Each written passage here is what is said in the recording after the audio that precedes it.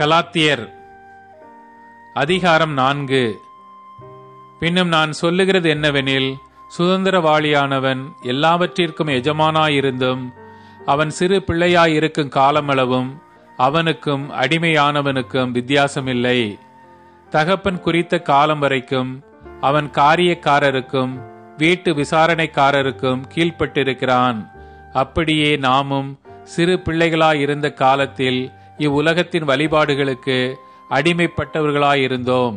நாம் புத்திர சுவிகாரத்தை அடையும்படி நியாய பிரமாணத்திற்கு கீழ்ப்பட்டவர்களை மீட்டு கொள்ளத்தக்கதாக காலம் நிறைவேறின போது ஸ்திரீனிடத்திற்கு பிறந்தவரும் நியாய பிரமாணத்திற்கு கீழானவருமாகிய தம்முடைய குமாரனை தேவன் அனுப்பினார். மேலும் நீங்கள் புத்திரராய் இருக்கிறபடியினால் அப்பா பிதாவே என்று கூப்பிடத்தக்கதாக தேவன் தமது குமாரனுடைய ஆவியை உங்கள் இருதயங்களில் அனுப்பினார். ஆகையால் இனி நீ அடிமையாயிராமல் புத்திரனாயிருக்கிறாய். நீ புத்திரனே ஆனால் கிறிஸ்து மூலமாய் தேவனுடைய சுதந்திரனாயும் இருக்கிறாய். நீங்கள் தேவனை அறியாமல் இருந்தபோது சுபாவத்தின்படி தேவர்கள் அல்லாதவர்களுக்கு அடிமைகளாயிருந்தீர்கள். இப்பொழுதோ நீங்கள் தேவனை அறிந்திருக்க அல்லது தேவனாலே அறியப்பட்டிருக்க பலனற்றதும் வெறுமையானதுமான அவ்வழிபாடுகளுக்கு நீங்கள் மறுபடியும் திரும்பி மறுபடியும் அவைகளுக்கு அடிமைப்படும்படி விரும்புகிறது எப்படி? நாட்களையும் மாதங்களையும் காலங்களையும் வருஷங்களையும் பார்க்கிறீர்களே.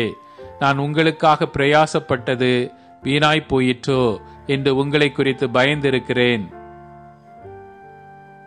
சகோதரர், என்னை போலாகுங்கள் என்று உங்களை வேண்டிக் கொள்கிறேன். நான் உங்களைப் போலும் ஆனேன். எனக்கு நீங்கள் அநியாயம் ஒன்றும் செய்யவில்லை. உங்களுக்கு தெரிந்திருக்கிறபடி நான் சரீர பலவீனத்தோடு முதலாம் தரம் உங்களுக்கு சுவிசேஷத்தை பிரசங்கித்தேன்.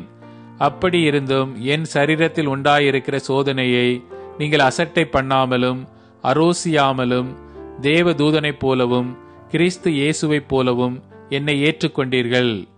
அப்பொழுது நீங்கள் கொண்டிருந்த ஆனந்த பாக்கியம் எங்கே?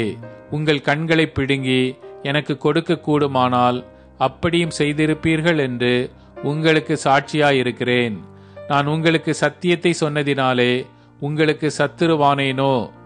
அவர்கள் உங்களை நாடி வைராக்கியம் பாராட்டுகிறார்கள். ஆகிலும் நல் மனதோடே அப்படி செய்யாமல் நீங்கள் அவர்களை நாடி வைராக்கியம் பாராட்டும் பொருட்டு உங்களை புறம்பாக்க விரும்புகிறார்கள். நல் விஷயத்தில் வைராக்கியம் பாராட்டுவது நல்லதுதான். அதை நான் உங்களிடத்தில் இருக்கும் பொழுது மாத்திரமல்ல, எப்பொழுதும் பாராட்ட வேண்டும். என் சிறு பிள்ளைகளே, கிறிஸ்து உங்களிடத்தில் உருவாகும் அளவும் உங்களுக்காக மறுபடியும் கற்ப வேதனைப்படுகிறேன். உங்களை குறித்து நான் சந்தேகப்படுகிறபடியால் நான் இப்பொழுது உங்களிடத்தில் வந்திருந்து வேறு வகையாக பேச விரும்புகிறேன்.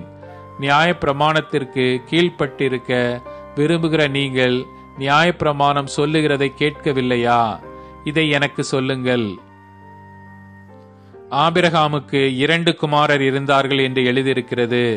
ஒருவன் அடிமையானவளிடத்தில் பிறந்தவன், ஒருவன் சுயாதீனம் உள்ளவளிடத்தில் பிறந்தவன். அடிமையானவளிடத்தில் பிறந்தவன் மாம்சத்தின்படி பிறந்தான். சுயாதீனம் உள்ளவளிடத்தில் பிறந்தவன் வாக்கு தத்தத்தின்படி பிறந்தான். இவைகள் ஞான அர்த்தமுள்ளவைகள். அந்த ஸ்திரீகள் 2 ஏற்பாடுகளாம். ஒன்று சீனாய் மலையில் உண்டான ஏற்பாடு. அது அடிமைத்தனத்திற்குள்ளாக பிள்ளை பெறுகிறது. அது ஆகார் என்பவள் தானே. ஆகார் என்பது அரபி தேசத்திலுள்ள சீனாய் மலை. அந்த ஆகார் இப்பொழுது இருக்கிற எருசலேமுக்கு சரி. இவள் தன் பிள்ளைகளோட கூட அடிமைப்பட்டிருக்கிறாளே. மேலான எருசலேமோ சுயாதீனம் உள்ளவள். அவளே நம் எல்லாருக்கும் தாயானவள். அந்தப்படி பிள்ளை பெறாத மலடியே மகிழ்ந்திரு. கற்ப வேதனைப்படாதவளே களிப்பாய் எழும்பி ஆர்ப்பரி. புருஷன் உள்ளவளை பார்க்கிலும் அநாத ஸ்திரீக்கே அதிக பிள்ளைகள் உண்டு என்று எழுதியிருக்கிறது. சகோதரரே, நாம் ஈசாக்கை போல வாக்கு தத்தத்து பிள்ளைகளாயிருக்கிறோம். ஆகிலும் மாம்சத்தின்படி பிறந்தவன் ஆவியின்படி பிறந்தவனை அப்பொழுது துன்பப்படுத்தினது போல இப்பொழுதும் நடந்து வருகிறது. அதை குறித்து வேதம் என்ன சொல்லுகிறது?